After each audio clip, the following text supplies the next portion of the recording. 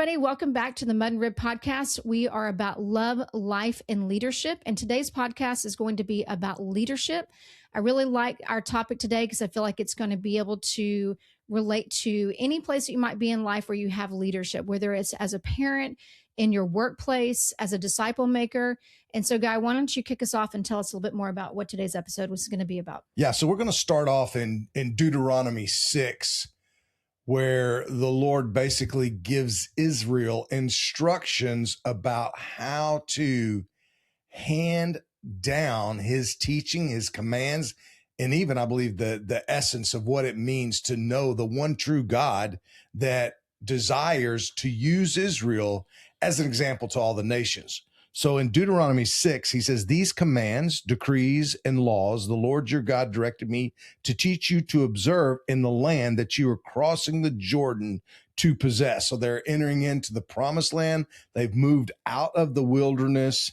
And so that your children and their children after them may fear the Lord your God as long as you live by keeping all his decrees and commands that I give you so that you may enjoy a long life. Hear, Israel, be careful to obey so that it may go well with you and that you may increase greatly in the land flowing with milk and honey, just as the Lord, the God of your ancestors, promised you. Now here it is. Hear, O Israel, the Lord our God, the Lord is one. Love the Lord your God with all your heart, with all your soul, and with all your strength. These commandments that I give you today are to be on your hearts. Impress them on your children. Talk about them when you sit at home, when you walk along the road, when you lie down, when you get up. Tie them as symbols on your hands, bind them on your foreheads, write them on the door frames of your houses and your gates. So here he's basically talking about how that Israel has a responsibility and that parents have a responsibility. And then he goes into talking about how they can model this and how they can help hand it down to future generations. Mm-hmm. And we use a tool. And during this particular podcast, we want to talk about what is like a pathway to help people develop in the process of leadership. Mm-hmm. What are principles of leadership? And then what are some practices? And practices would be a tool or a way to hold on to these principles that we're talking about. I think that's good because a lot of times if you ask someone, if they say, I'm going to disciple someone, and you ask them, oh, that's great. What are you going to do? They don't really know what they're going to do. And so I think for me, that was a huge thing because I really wanted to disciple people, but I really had no pathway. So I had no intentionality or no purpose as to what I was doing. Yeah. So we use this tool that we call the MAWL, and it's MAWL. So MAWL. Yeah. So you know what the M stands for? Model. Okay. Then the assist. A is for assist. Okay. And then what's the W? Watch. And then what's the L? Launch. So it's launch if we're talking about releasing people to do it. It's leave if we're leaving them skills. So there's a difference. Some people are terribly uncomfortable say, oh, you're going to leave me. Well, that's really not what we do. We don't just, leave people in relationship, but we do, delegate is another word. And we'll talk about that a little bit later in this podcast when we start talking about situational leadership. So let me ask you just a few questions. What are some of the things you think that are important to model in leadership, including parenting, but also in leadership? You've had leadership in the corporate world. You've led with me in church planting and disciple making. So what's some of the important things to model from the beginning? I mean, in the beginning, I think it's important to make sure people just even understand what it is their purpose is. Like, what is my purpose? What is your purpose? What is it that you're being asked to do? And and then model for them whatever their job is. I should model those things for them so that they know how to do it. Yeah. So we're talking about actually doing not what's that statement that parents have made that say, don't do as I do as I say. Yeah. We're saying do as I do. And do it as I say, because what I do and what I say should align. Mm-hmm. And, you've heard us talk about muddy boots leadership before. That's a real popular communication that we have about the fact that we're not just telling other people to get in the battle, to get their feet and their hands dirty, but we're going to have muddy boots as well. So it first starts off with us modeling, and we can't pass on that which we do not possess. Right. So we have to start ourselves applying the practices of modeling. And Jesus himself, John 20:21, he said, as the Father sent me, I'm sending you. I'm sending you. And so he said, look, I'm a model. And then the beautiful thing about a relationship with Christ is that he gives us his Spirit. The Holy Spirit empowers us to do this. Yes. And there's no way to do it apart from the Holy Spirit. Mm-hmm. And so this modeling process is the beginning. We need to see models. What are some models and examples that we need in life, just in everyday life? What would be models that we need? I mean, I think about just as I was a new parent, having someone that was just a few steps ahead of me modeling, and it was someone I could call at any time to say, hey, my kid's doing this. Any thoughts about what I can do? Yeah. When I first came to faith in Jesus, having someone that could model for me just little things like, where do I even start reading my Bible? How do you pray out loud? I'm scared to death to do that. So teaching people how to do that. How do I share what's happened in my life? Okay, I've become a Christian and I want to tell people about that. So how do I do that? So those are all the types of things I think when you're talking about discipleship, parenting, at your work. I always feel like if I'm going to ask someone to do something at their job, I should be willing to do the same thing. That's good. I was just having this thought about, Christ is the ultimate model, and the scripture says that he is the exact representation of God in the flesh.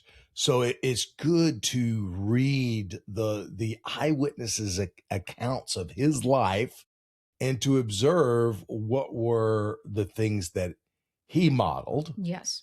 And then he wants us to be a model to others around us. So this whole idea of modeling is important. People need to see a model. But again, even when there are bad models can teach us what not to do. That's right.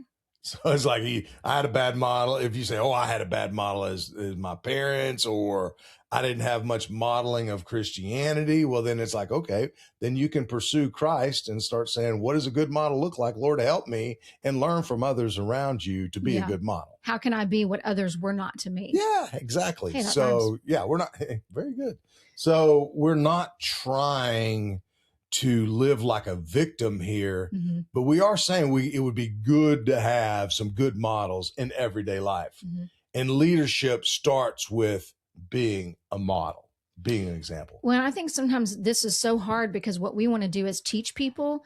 I mean, one of the most frustrating things for me is when I would start a job and someone would just, for the first 3 days, overload me with information with no opportunity to practice it or to, or for them to actually show me how to do it in a live situation. It was all just information, not practical application. Yeah. And that would, because of the way I'm built, man, you want to talk about blow my mind up and not let me, I'd have to say, can we stop here and let me try these things first before we, you show me in a real active situation.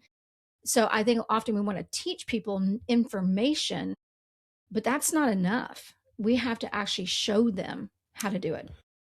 Very good. So I was thinking a couple of things. One is that we need to be models, but then the next phase is we also have to assist them to actually do it. And what I heard you saying, which brought me to think about, there are a lot of different learning styles. Yes. And we need to be aware of learning styles in our leadership and when we're working with one another. So one of the things there are some people who are more task oriented and some people who are more relational, but you need both. Yes. So you need people who want to execute tasks, but you also have to realize that the relationship is so, so important. And if all you do is execute tasks, then you literally execute the essence of relationship. Yeah. And so we need both of them working together. You have to value both. I was talking to someone the other day where we were talking about the fact that, okay, maybe I'm a learner that, more kinesthetic learner, but just because I am that type of learner, not every environment am I going to be in, am I going to get that type of learning. And so I have to learn as a recipient of training and people modeling and things for me that I may not always get the learning style that I need, but it's up to me to be open to both. Okay, that's good. And not just say, like you said, a victim. Right. Well, I don't learn that way, so I can't that's learn not it. my style at all. Yeah. I can't learn. learn. I can't stretch. So we're always talking about learning to stretch into other areas, but also knowing your strength and being aware of that and know that it can be challenging. So when we move into the assist, so we've got the model and then the assist. I mean, one of the examples that I use is the way that my father taught me to mow the lawn with a push mower. First, he got out there and he did it, and I watched him. And then, then I would get between his arms, and he would push the mower while I had my hands on the mower and would assist him. And then he would move to watching me and making sure I didn't kill myself, the yard, or anything else. Mowed straight lines. Exactly. Mowed the straight lines, did it properly. And then he launched me to do it. Then he left me to do it. And he celebrated. Yeah, exactly. So when we talk about the assist phase, what are some of the things that need to happen when we're assisting people? I think we have to let them do a little bit. Yes. We're there still to answer questions, to help them, to say, okay, that's good, but let's try modifying it this way. It might work a little better if you put your hands here, or if maybe you communicate in this way.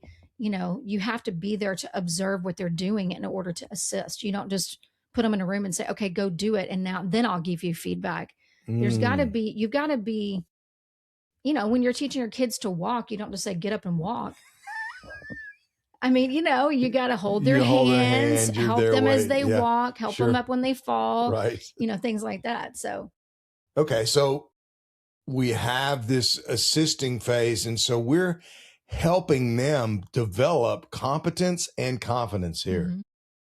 And we're there because we're more experienced at this, and we're giving them assurance that they can do it.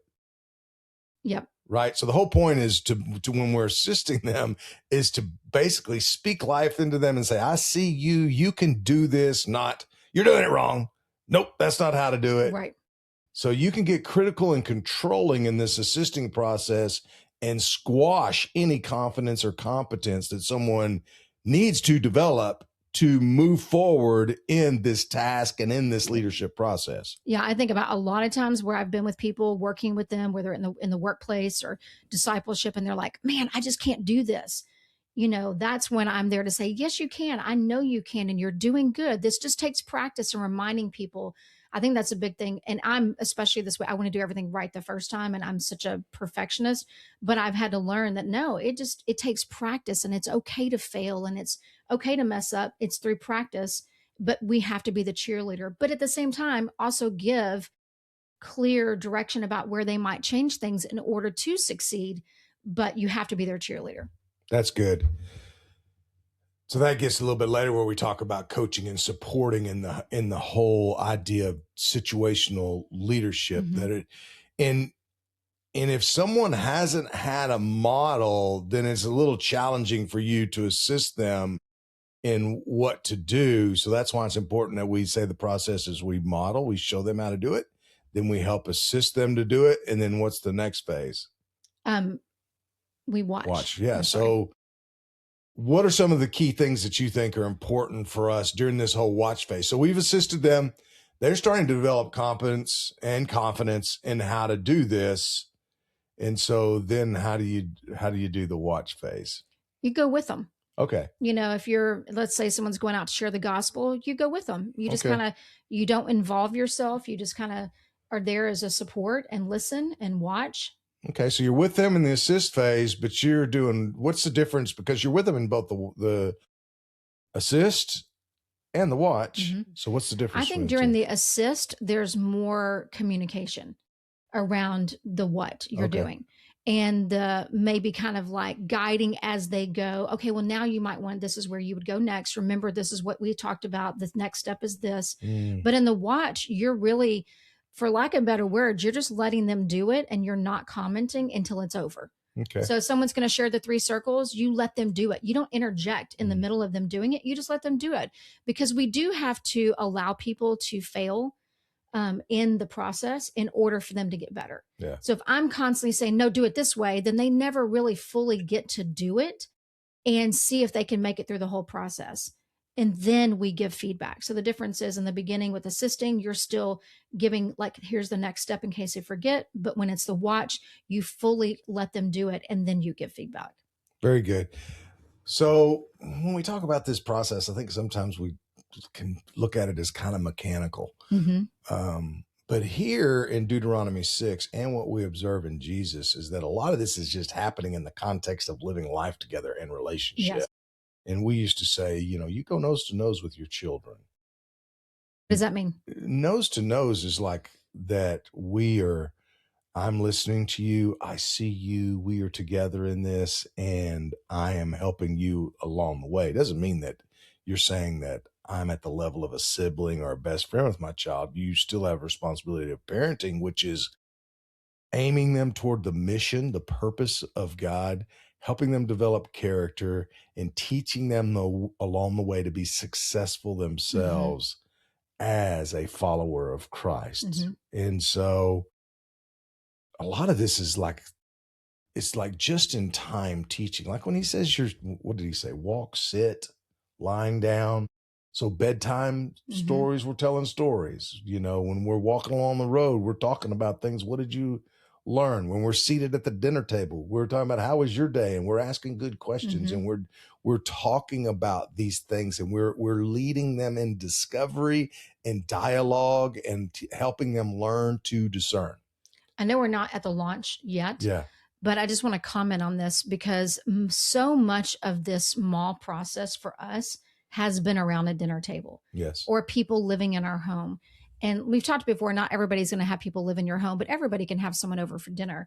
And through just dinner around the table, asking good questions, things might come up where someone says, yeah, I was sharing the gospel, but I didn't feel like I did very good. Well, why don't you share with us, like, what tool are you using? Maybe we can help you. That would just be another way. And I guess this is what's really more the coaching part. But so much of this has come up around the table where we've had people watching us in our home. How do we serve other people? How do we, spend time with people at the dinner table? We all put our phones away. We make sure we're engaged. All those types of things have been done relationally and not in some formal meeting. Although there are formal times, but a lot of them have been around the table. Right. So we've gotten from we're modeling, we're assisting, now we're watching. And then how do you know when someone's ready to be launched or when you're ready to leave a skill? Yeah, I think a lot of it has to do with their level of competency and confidence in that skill. You can just, I don't know, you can see the difference. It's funny because I went to get my haircut. I go to get my haircut at the cosmetology school here in our town. And I had CJ the first time, and, she took a long time. She was very slow, and she was calling over her instructor a lot to check everything, which I was happy about because she was new. And so the second time I went back, I requested CJ again because she did a good job. And I was able to tell her, I said, CJ, I can really tell how much you've grown in your confidence because you are just whipping through cutting my hair. You just seem so confident. You're not having to call anybody over. And she was about to graduate. And that was just an example of she wasn't, and not to say that we have to be quick, but they're not having to think about every little detail. It just comes more natural, and does that make sense? Yes. It's like an automatic, it's almost like an automatic reflex because they've practiced so much. And that's the idea, is that when we give like practices or tools, even like when you were first learning to drive, at least for us, they do it a little different now, but they were like 10 and 2, check all your mirrors. And so you'd go through this little spill, 10 and 2, foot on the brake, start the engine. Look to the left, look to the right, look at the rear view, before you even pulled out. And so every time you got in the car, you would kind of go through that. Think about a mental checklist. Yes. But eventually it was like, you didn't have to tell yourself, okay, to do all this. You just did it. And so you want it to become an automatic reflex with people. And so that's why these practices or these tools are basically to help metabolize or integrate. Just like when we metabolize food, it becomes a part of us. When we do these practices, we start beginning to possess it. And then when it becomes our possession, we can actually pass it on, because you can't pass on that which you do not possess. So this whole process is developing practices that integrates principles into their lives so that we can pass on that which we possess, and we multiply the process of developing leaders. And so that's the whole idea around this MAWL. I'm pretty sure we're going to talk about this, but I know for a lot of people, they skip steps based on their own temperaments. And I know, I just think about skipping the watching phase, like, okay, I've modeled, I've assisted, and now I'm going to launch them. Well, if you don't watch them, then you've skipped a whole step. And then they often will fail because you aren't sure if you are releasing them at the right time or not. There's just so many different ways that it can go wrong if you skip steps. Now, what I think is that certain people will go through certain steps more quickly than others. Like maybe they might go in the beginning, they need a lot of direction, but when it gets to the watch phase, they don't need much. Yeah. But some people might need a lot of assistance, whereas others are like, they get it really quick and they just don't need a lot. And you can move through the phases more quickly, but I think that skipping a phase can really set someone up for failure. Yeah, that's kind of the struggle I have with what's moved into a discipleship culture is a training culture. To me, is a problem because I like leadership community, which means we learn together in community. We intentionally read in community. Yes, we might do some training together, but we do life together. We go on trips together. We gather in the city together. We do meals together. We go out in places and share the gospel. We hang out as we're doing passions. We have fun together. So it's more of this is stuff that's developed in the context of an ecosystem. And that is how this stuff is caught more than it is taught in this whole process. And I think we turn this into a training or something that's mechanical and lose sight of the essence of the relational dynamic that has to happen for spiritual and relational vitality to take hold in a community and really bring transformation. That this stuff has to be lived out in the context of relationship with God through the power of the Holy Spirit, the Father, through the Son, through the Holy Spirit, and in the context of relationship with people. And that's important. And so you're not saying not to do trainings. No. But I'm just saying that it seems like we think that somehow we're going to get to this by doing a bunch of trainings. Yeah. And there's some people that travel around and do trainings, and I'm like, that's not going to work if you're really talking about seeing lives transformed, and you can't go through the entire MAWL just running around training. Right. Unless you're following up and going through these phases. Exactly. I'm going to train this time. The next time I'll assist you. Yes. Next time I come back, I'm going to watch you, and then we'll exactly. launch Without some kind of touch pathway or process that you're going to do to help follow up. And you're also relying on them to implement this in their own community. Then that's a little bit different. You're trying to observe and help them in their own community to develop this stuff. Yeah. And that's very important. I think that's really good. So let's shift gears this last like 7 to 10 minutes and talk a little bit about, you've already mentioned it, like situational leadership. And then I think the next time we come together, we can maybe we can go through Paul's journeys and just talk about how we see him develop in his own leadership and process and the changes and the adjustments that he made along the way from the first journey in Galatia to in prison. Just a comment on that. I know this is not this episode, but Yeah. I just think it's going to be so good to talk about because I think we approach the Bible thinking somehow Paul is perfect. Yeah. But then we see his failures and we can't reconcile that because we think somehow he's supposed to be perfect. Right. And so we don't recognize that he changed too over time and as he did things and grew and learned and matured. So I think it'll be good. Okay. So one of the things Ken Blanchard developed that there's these leadership styles that we have a preferred style to operate out of. Some of us really are high tellers and task people. So we like to give direction. Some of us really prefer like a collaborative coaching. And then some of us like to do more supporting, and then others like to delegate. I mean, I just want to hand this off to someone. Right. The problem with that is that each situation, there are situations where I'm not confident, I'm not competent, I don't know the task that I need to do to accomplish this. And so therefore, in that situation, it would be disastrous to delegate to me, right? Right. So in that situation, we need a lot of modeling, but we also need a lot of directive. So when we talk about this process of different situations, we need to evaluate, can I apply each situation, situational leadership, to the situation that is needed by basically evaluating where is this person in the process. Yes. And so how do we do that? So the first phase is like people need a lot of direction and a lot of modeling.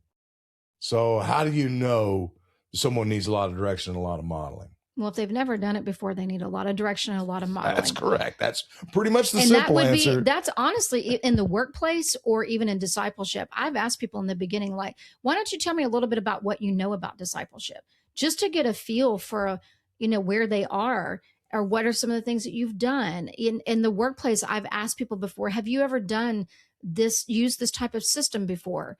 No, I haven't. Or yeah, I've done it a little bit. Okay, well, let's talk about what you already know, so that maybe we can just quickly refresh on that, just an assessment almost of where they are. Okay. So we need to evaluate where people are. And if they haven't done it before, we need to know that they're going to need some direction. Mm-hmm. You can't just throw them out there and say, go get them, Tiger. Now, I do believe that there is some learning in throwing people off in the deep end, but if they drown, that's a bit of an issue. To me, that's more when someone has had a model, they've been assisting, and they just don't want to do it and be watched because they're scared. I feel like that's when you need to push someone to do it on their own, and they either sink or swim. Gotcha.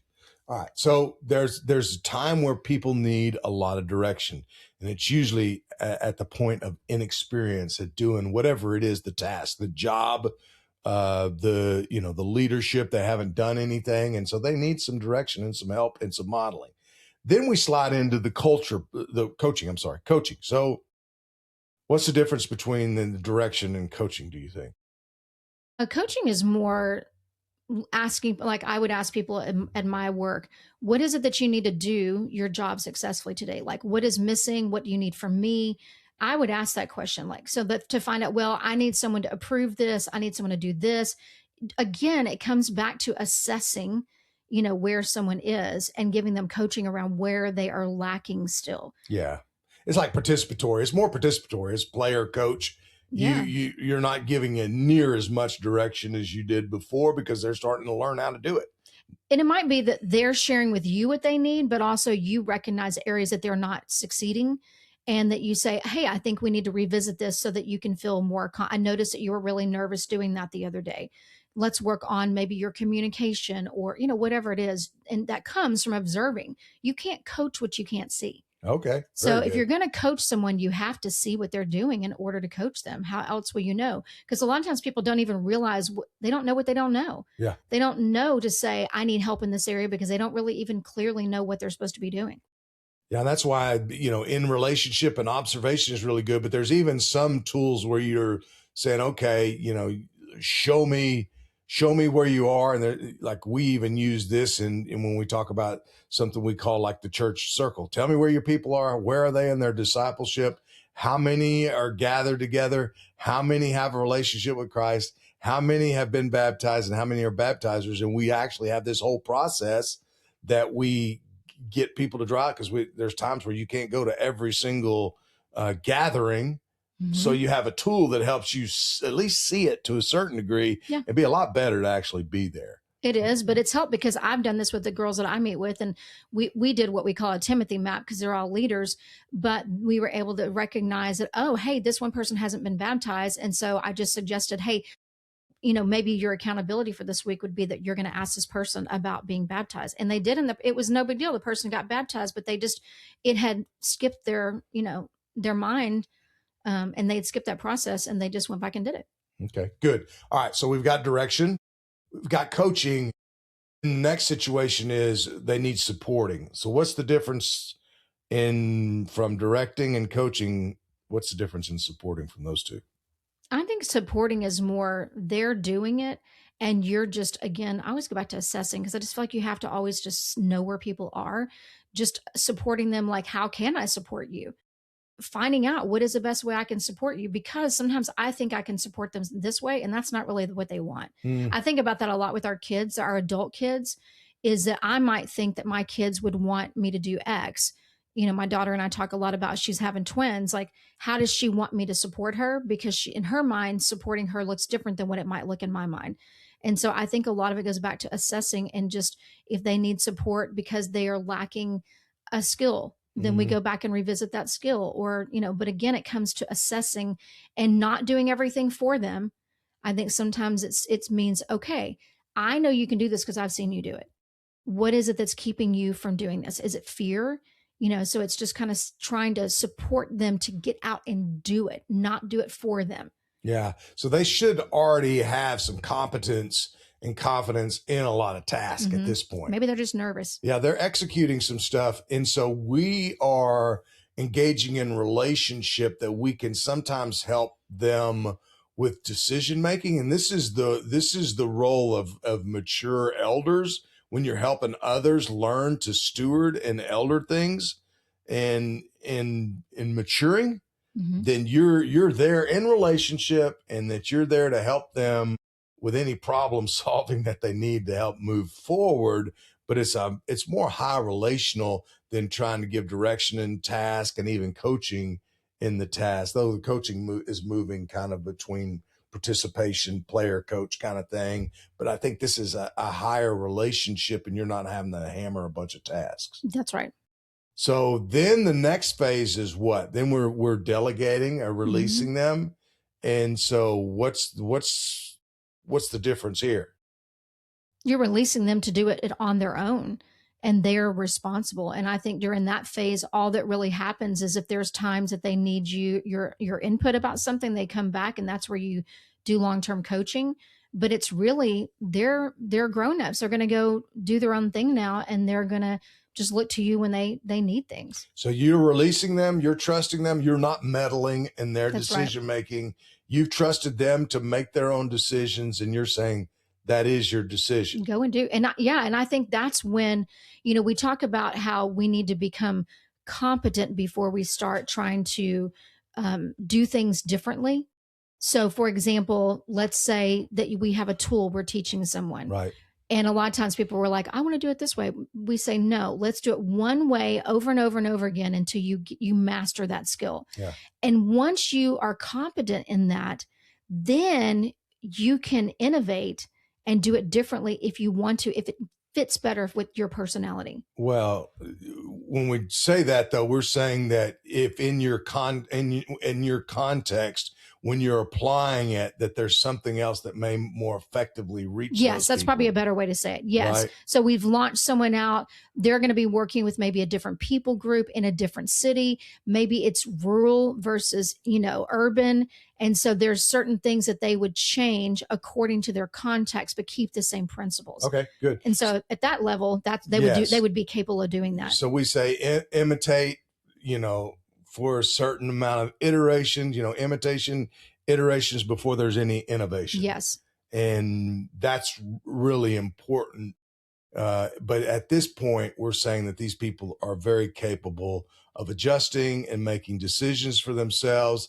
Doesn't mean that we don't ever talk to them again, but we have high level of trust in their, in their confidence and competence and their capacity to do this. Yeah, absolutely. Okay. So one of the things I've seen over and over again is someone wants to go from directing to delegating in 0.5 seconds. What are the problems that this causes? It's a setup for failure. And then I think it causes a person who's the receiving person to become discouraged and often fall away because they just think this doesn't work. Yes. And it's from immature leadership that does not understand situations and wants to move too fast. Yeah, I was going to say, this takes time, and you have to be committed. And if you're not, then it sets things up for failure. Yep. So I say, suck it up, buttercup. God's called you to suffer through long suffering in the process of people. Now, I understand that some of us hold on to this process too long and don't release people. I get that. But I'm talking about the catalytic bent people that want to move too quickly, that have the ability to really gather and lead and model stuff, but they don't ever go through a clear situational leadership. They don't take people through a process, a pathway, and they don't allow people to develop practices that help them really embrace the principles of the kingdom. You're creating more of a problem than you are. Then you're helping leaders. and developing leaders. Yeah. Yes, it is. it is far more hurtful than it is helpful. And we've seen that a lot in our own lives and in the lives of others around us. So basically what we're talking about here today is understand that this takes time. Yes. And that there is a process. Develop a pathway and some practices to help proven leadership so that you can pass on that which you possess.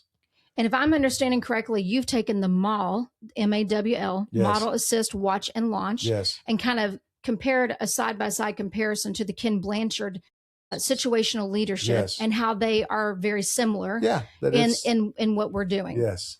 There's some variation and some differences, but I think that these are two real helpful tools and pathways to help us understand the leadership development process and to evaluate where we are and where people are and help them move towards multiplying, launching leaders that have an impact on family, culture, nations. Yeah. And I think just as we close, if you're a parent and your greatest influence is your children, I think about how sometimes I see people discipline their kids for something and come to find out they've never really told their kid they weren't supposed to do that. Right. And so I think that's where the whole modeling comes with children is you have to clearly communicate what it is your expectations are before you can discipline.